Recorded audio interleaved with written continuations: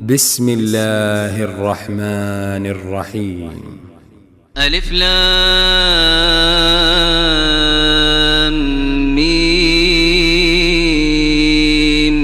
تلك آيات الكتاب الحكيم، هدى ورحمة للمحسنين الذين يقيمون الصلاة ويؤتون الزكاة وهم بالآخرة هم يوقنون.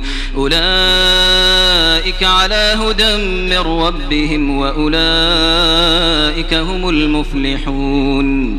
ومن الناس من يشتري لهو الحديث ليضل عن سبيل الله بغير علم ويتخذها هزوا، أولئك لهم عذاب مهين. وإذا